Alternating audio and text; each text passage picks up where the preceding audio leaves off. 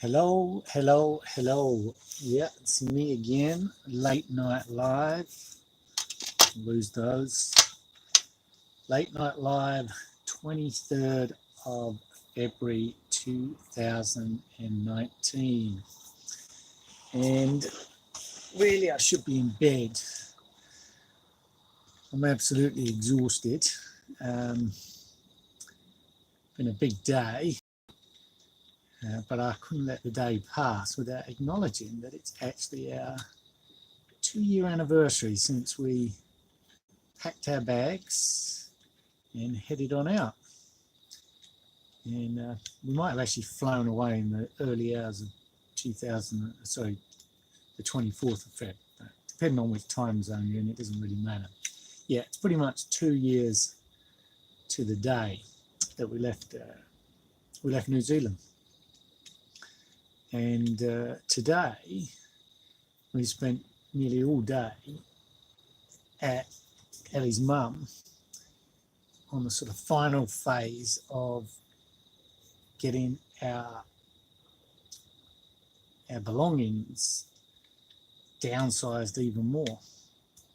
If any of you have been following some of our posts, and we haven't been able to do as much on video live as we'd like, or publish as much on video, but we have been documenting it. So videos will come, they'll just probably be out of sync. But yeah, we're getting ready to go again. So I'm talking to you from Gisborne on the east coast of New Zealand, which is Ellie's home. And when we left 2 years ago, we didn't know what we were letting ourselves in for. And at that point, we were burnt out and just needed to get out, do something new, see something new, learn to be happy again, reinvent ourselves, get our confidence back, and yeah, just start enjoying life again. And we didn't know, we knew we wanted to try this digital nomad thing, but we didn't know whether it would work for us or how we were going to do it. We had a few clues, work on Ellie's site, and both of us would need to seriously upskill. And that's what we did. Now, I will quickly wind forward, and we came back to New Zealand November of last year, so 2018, to have another baby. And little Miss 2 arrived healthily and happily about 6 weeks ago, 6 weeks tomorrow. And yeah, pending a healthy arrival, we pretty much discussed that we would go again. We had a choice, we could stay in New Zealand and try different tactics. But when we thought about pros and cons of staying and going, and all things considered about how we want to live, how we want to spend time with our family and each other, how we want to homeschool, how we want to make money, how we want to travel.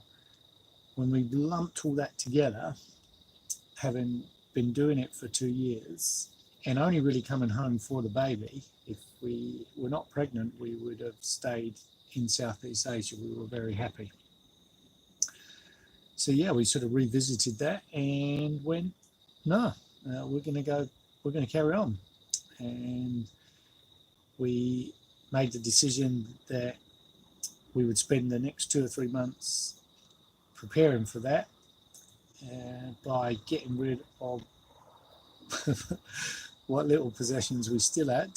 We would get rid of even more. So if you know our story, we packed up as much as we could when we left last time, but the state we were in, there's only so much you can do when you're downsizing and trying to sift through the wreckage of your life. And we got a container and put some furniture and belongings and just about anything we just didn't have the mental energy to do into this container. Now I haven't checked the documentation, but but off the top of my head, I reckon this container was sort of 2.5 meters by 1800, 1.8, and probably about 3 meters high, maybe even a bit taller, not sure. So not massively wide, not massively long, a bit longer than a double bed, but very high. And it was like doing a jigsaw back then, and I kind of built a frame out of our furniture. It was freestanding, hanging off of things, because it was just a blank space, and I managed to literally pack everything we had right to the rafters by sort of creating this frame. And then I literally could sort of pack from the top down and back myself out, and in the end we could hang a bike on the door and close it, and it was packed full, neat and tidy, but packed full. And we said goodbye to that. So when we came back in November and opened it up, it was like, whoa, what the heck is in here? And we couldn't remember. We had left some stuff down in Christchurch, and I had previously gone down to Christchurch and picked up some of it. But thanks to a very good friend down there, I didn't bring most of it back. The main thing I went down for was to get Ellie's maternity gear, and she was getting rather large and didn't have much to wear back then. But when we looked at the rest of it, it was a lot of kitchen stuff. It's like, no, don't want this. And this good friend of mine, he had a teenage son who he thought would be going flatting pretty soon. He was more than happy to take just about all our other stuff. So yeah, he went flatting and took all our stuff, and I came back to Christchurch with Ellie's maternity gear and a few other things that I could carry.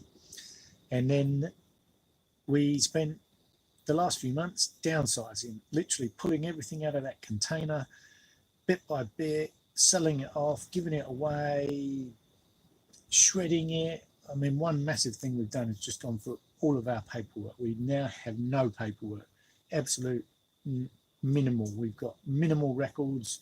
We've got rid of everything, and that was painstaking to do, and it had to be done sort of day by day, bit by bit, folder by folder.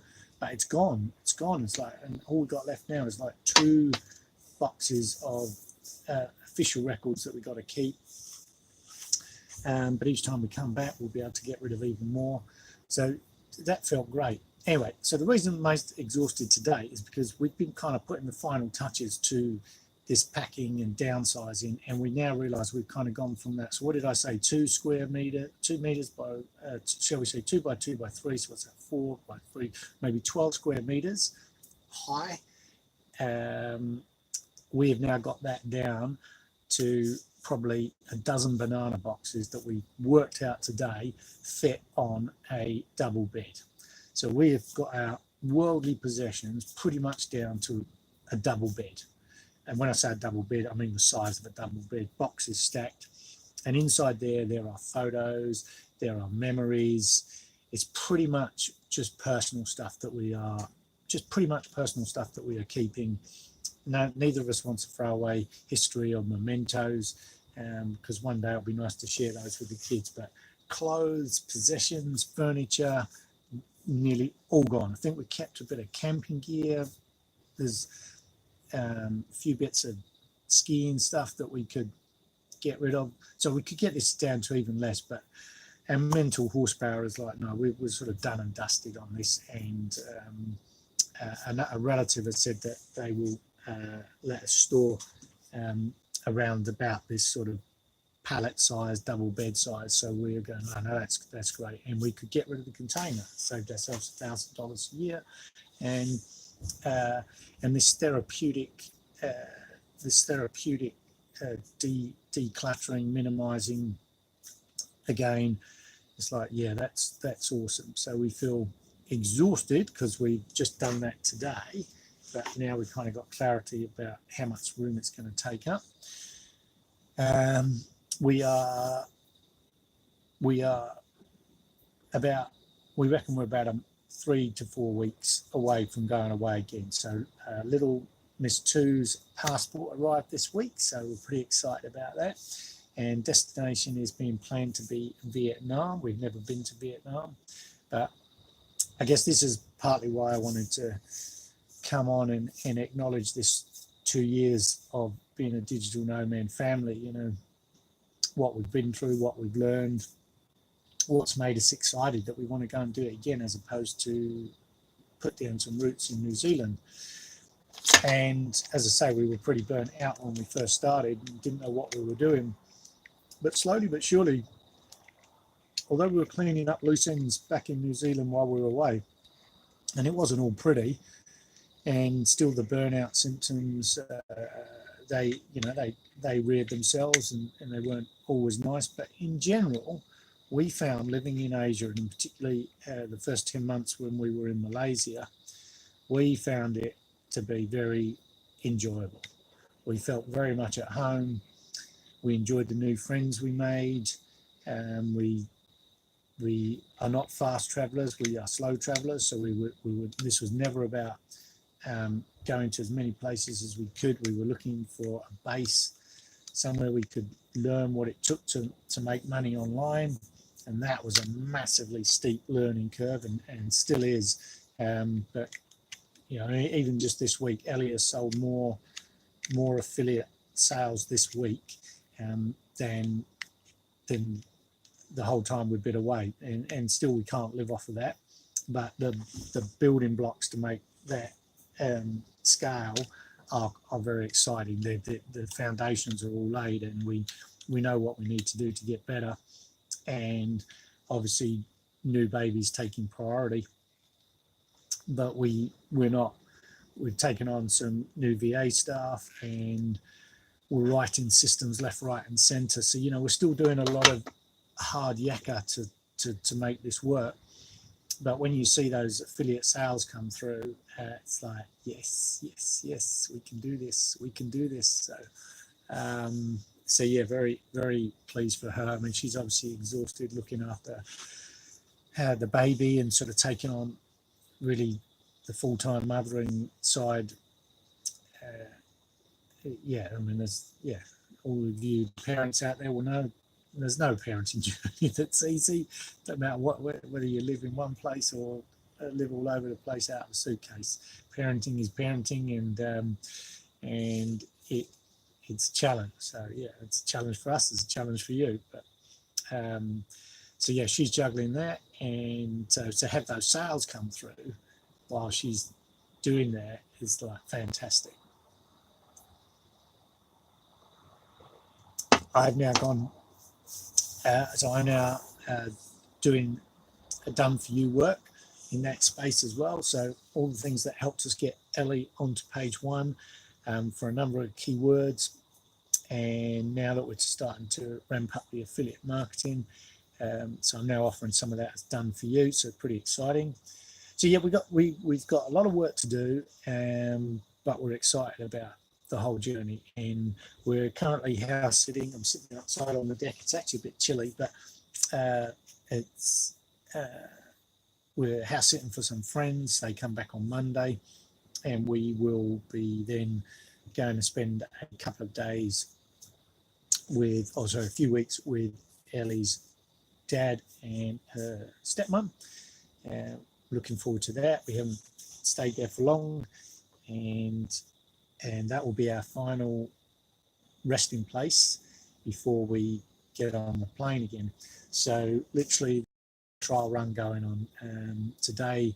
Another part of the packing was not so much me downsizing all the bags, was getting Ayla's toys together and sort of crystallizing what is she going to take and what she's not going to take, and watching her handle that situation.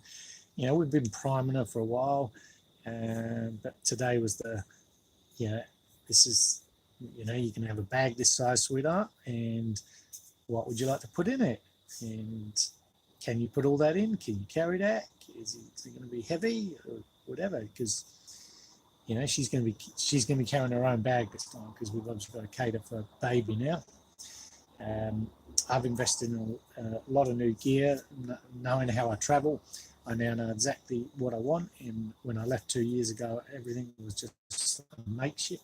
Whereas now we're very clued up on exactly the best way to travel for us, what we need, what a traveling day looks like and how we can make it stress-free, what it's like when we're at home, when one's looking after the kids, what's it like when one's going out to work, going to a co-working space, what do they need, and what's it like when we're out as a family, when we need a day pack and water and children's stuff and all that. So we've really got to know what we need, how we need it, how we need to function. And I wouldn't say we've got it down to a fine art, but we're pretty efficient now. We're packing and living with less. So I've got a new suitcase that adapts into a backpack. So it's a trolley and a backpack, which is going to be very flexible for if any of the girls need a helping hand. The way we pack and travel now will be a lot easier. So I've been trialing it out, making sure I can fit everything. We've invested in some new equipment. So I've actually got 2 cameras going here. If you think my eyes are darting, one's talking to Facebook, one's talking to YouTube. By the way, if you're listening to us on Facebook and you have not followed us on YouTube, we are going to be doing a lot more on YouTube. So please subscribe, like anything you like, dislike anything you like. Please leave comments. Tell us what you want to hear more of, what you want to hear less of, and ask any questions. We always love hearing from you wherever you are in the world. Actually, that's another thing we're very excited about. If I can reflect, after we left Malaysia, we went to Bali for 6 months. There were some pros and cons about that. We went to a mastermind, which was absolutely fantastic. We are so happy we did that. We hooked up with the Unstoppable family. Those guys are an amazing, amazing family, been traveling for 10 years. Their 11-year-old daughter's an international speaker, businesswoman. 11 years old, incredible. And a beautiful family. We enjoyed hanging out with them at a mastermind. We met a lot of their peers who were making their way in the online world, and it was just a real eye-opener to us to be around those people and see more what was possible with just people who were just like us, So that was very exciting. We stayed in Bali for 6 months because we were house sitting.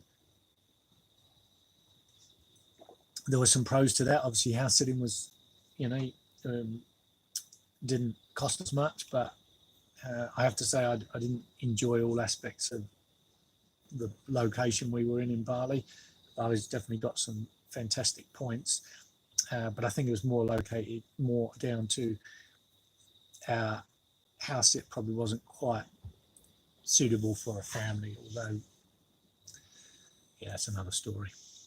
Anyway, then after that we went to Thailand. Thailand, we was there for about 4 months, and we moved around more than we'd moved around in the previous 18 months. And the highlight of that came just before we left. So we left in November 2018, but one of our goals was to make world. And when we found out Ellie was pregnant, it turned out that she would be about 32 weeks when this conference was on, and we just paid for it when we found out she was pregnant. So it was like, sweet, we can just do this, we can just about push it, and she can fly back to New Zealand because she grows a big baby, does Ellie, and she was massive. People were noticing at 13 weeks, which is crazy,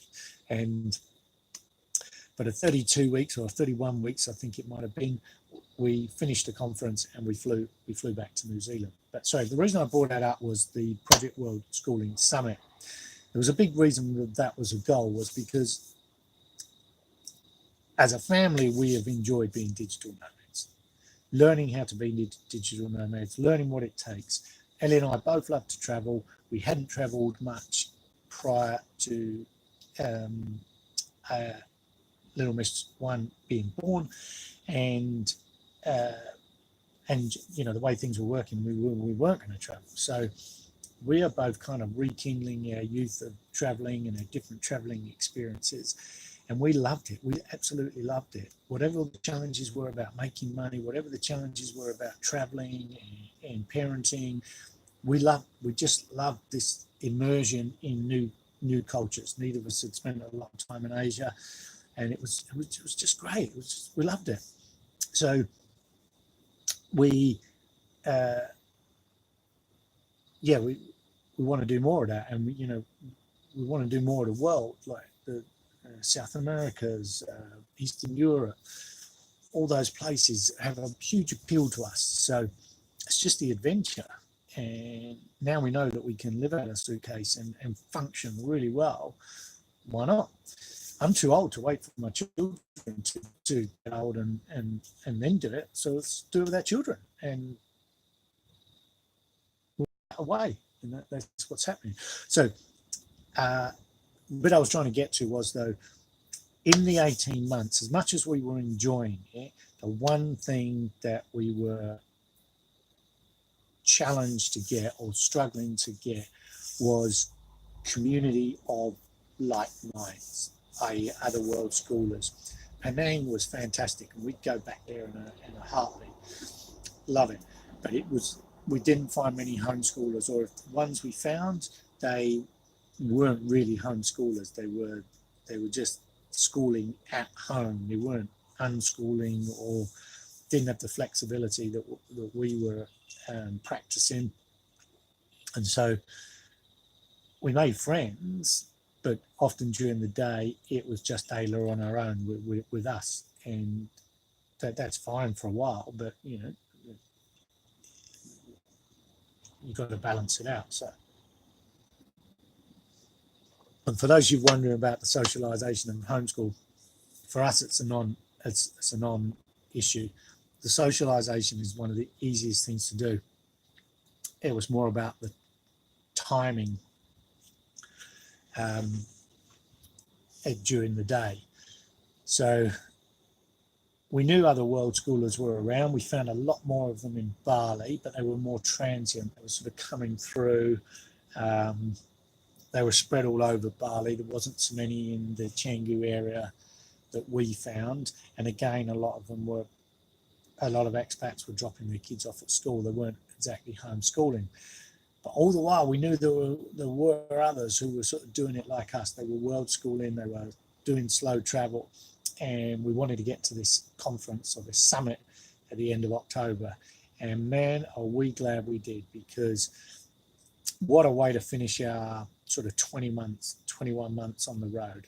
There was probably about 150 people at this summit, split between kids and adults. And they ranged from people who had been away literally, I won't say hours, but maybe days, who had just flown from their home country to this summit to see what it was like. What's world schooling like? What's the world schooling families like? And that was their first taste. They literally packed their bags and they were there. And then it went to the other side, where there were people who had been doing it for 20 years. Their kids had gone, and we're talking, I'm trying to think, I think there was a family of 5 kids, definitely 4, 5, and everything in between. There were babies, there were toddlers, there were teens, tweens, and to hear some of the parents talk about how their homeschooled and world schooled kids had gone into university and were going out into the workforce, and also to see how they ran the team retreat. Lainey Liberty, who runs World Schooling with her son Miro, what an awesome story theirs is. And Miro, who's I think 19, he organised the I guess the kids camp, and so all the kids over 5 could go into the kids camp. If they were under 5, they hung out with their parents in the conference area. And it was very informal. You got to, it's hard to explain this. It wasn't like a formal conference you go to. In fact, anything but. Very informal, very intimate, very easy for everyone to get to know each other. The speakers were us, in other words, if you had a story or a skill or something that you could impart that was relevant to world schooling, you were invited to speak. And so I actually did a presentation on how you can get on page 1 of Google and how we'd got Ellie to do that, and it was very well received. And because that was so well received, I have developed the presentation as a service. So yeah, again, that was exciting. The Miro was running the kids camp, and so he had all these teenagers, sort of the older teenagers, looking after the young kids. So that would be the kids from 5 up to, I guess, 12 or 13. So the older kids were looking after the newer kids, all arranged by the much older teenagers. And what a fantastic job they did. So the conference was, or the summit was 4 or 5 days. And every day we got there around about 9 o'clock, you sort of grabbed a coffee, and then the kids all sort of lined up, and they all got to know each other, and got their best buddies, and whether the 5-year-olds mixed with the 6-year-olds or the 6-year-olds mixed with the 7-year-olds or any combination. And obviously some kids had brothers and sisters who were older, some kids were single kids. And the way the kids all come together in the morning, and then the older teens got them all together, and then the kids went off upstairs, and then the parents went into this sort of big room, and where these informal workshops took place and presentations took place, and these conversations took place about life, traveling life. And I guess the reason I'm harping on about that so much now is because we finally found the people that nearly everyone we spoke to, was their mindset was exactly the same. They had all the same challenges, they had all the same issues, but they had the same goals and the same dreams and the same drive to make it work. And they had the same questions, and everyone could, the more experienced ones could feed off of each other and get to know all this. So, what it takes. And so now, with our plans to go back to Southeast Asia, unlike 2 years ago when we knew of others who were out there doing something we thought we could do, we now know we can do it, and we know others are doing it. And so our correspondence in the communities that we've joined, it's all around about, oh, where are you going to be? Where are you going to be? Let's meet here, let's meet there. And who's going to be there? Are you going to be? Oh, I'm going to be there in October. I'm going to be there in February. I'm going to be there in June. And so you can see all these conversations flying around between different families, all sort of plotting their own path, and then working out how they're going to be able to sort of come together and have these mini communities, and now based on friendships that already exist. So that is so exciting for us. And so 2 years on, shall we stay or shall we go? It is time to go. We are excited about it. As much as I'm tired, I'm tired because I'm tired of shredding and packing and selling off and giving away. That wears you down, and I've not enjoyed that. But the end result of just feeling lighter, even less stuff,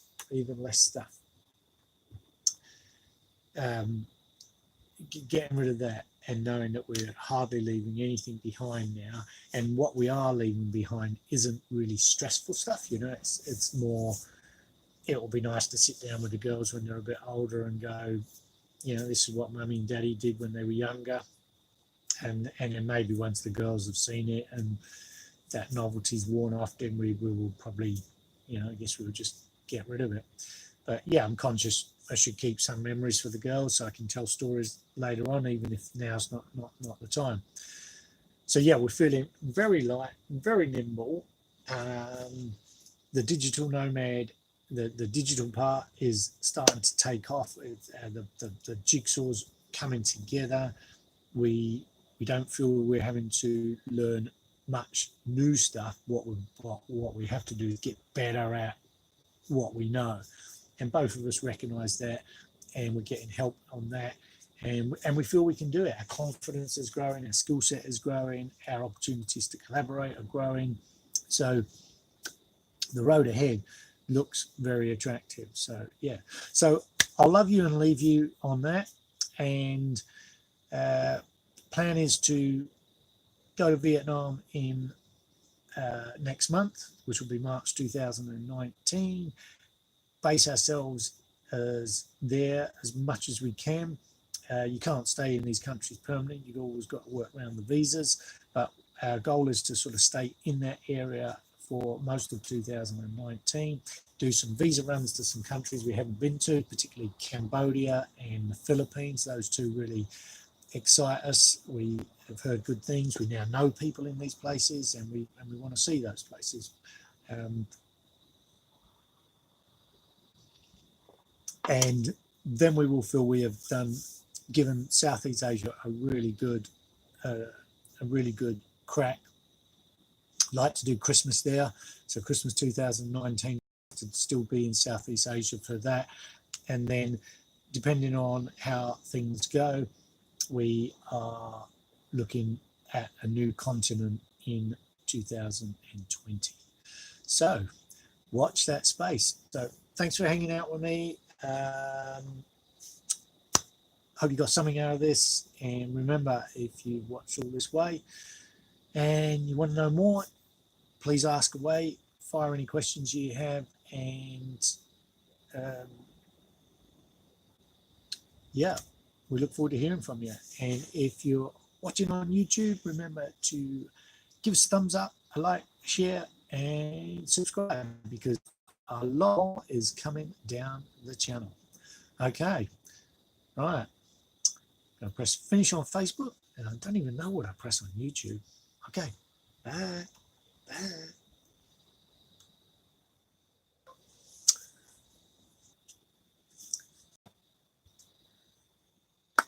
Close button.